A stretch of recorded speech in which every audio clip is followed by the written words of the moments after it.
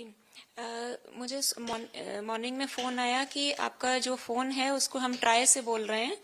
और जो आपका फ़ोन है उसको बंद किया जाएगा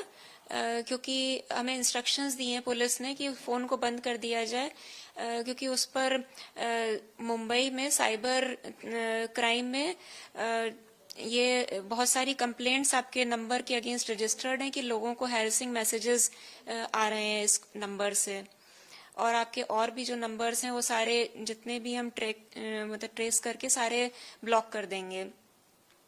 तो जब मैंने पूछा कि ये कैसे, ऐसा तो हो नहीं सकता, इनफैक्ट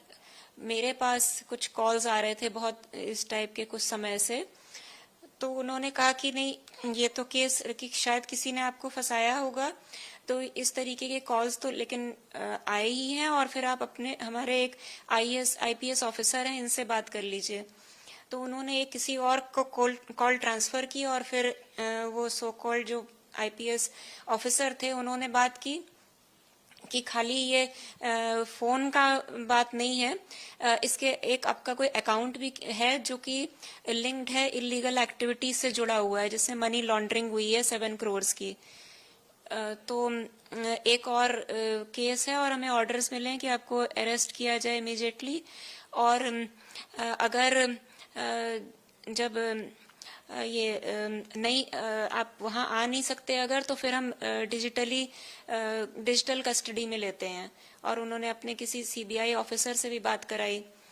फिर वो 7 डेज तक और ये कहा कि आप इसको किसी को बता नहीं सकते हैं क्योंकि ये मैटर ऑफ नेशनल इम्पोर्टेंस है, इसको आप कुछ सीक्रेट को किसी को शेयर नहीं करना, वो शेयर करने की भी जेल है 3 to 5 years की। और उसमें आप सस्पेक्ट हो तो आपका केस चलेगा। फिर उन्होंने सारा कुछ मतलब 7 डेज के अंदर उन्होंने अपना पूरा केस चलाया कोर्ट में, और जज भी थे उसमें, जज, आईपीएस ऑफिसर, सीबीआई, सब कुछ बन के जो भी।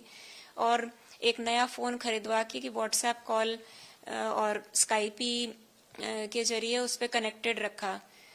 For 7 days, 6 to 7 days। और फिर कहा कि आपको वेरिफिकेशन के लिए अपना सारा जो भी अकाउंट्स में पैसा है सब डिक्लेयर करना है और उसको सरकारी अकाउंट्स में ट्रांसफर करना है। उसका अगर वेरिफिकेशन हो जाता है और अगर ये पता चलता है कि उसमें कुछ आपने नहीं किया है, कुछ मनी लॉन्ड्रिंग, तो फिर वो रिटर्न होगा, नहीं तो अगर कुछ भी गड़बड़ पाई गई तो वो नहीं मिलेगा वो पैसा।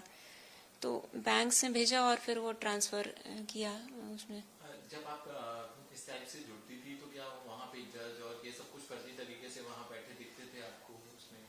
उनके लोगोज दिखते थे, सीबीआई का लोगो, उनके लोगोज थे, आईडीज दिखाए उन्होंने, जो जज वगैरह थे सबने अपने अपने आईडीज दिखाए और उनका लोगो बना हुआ आता था।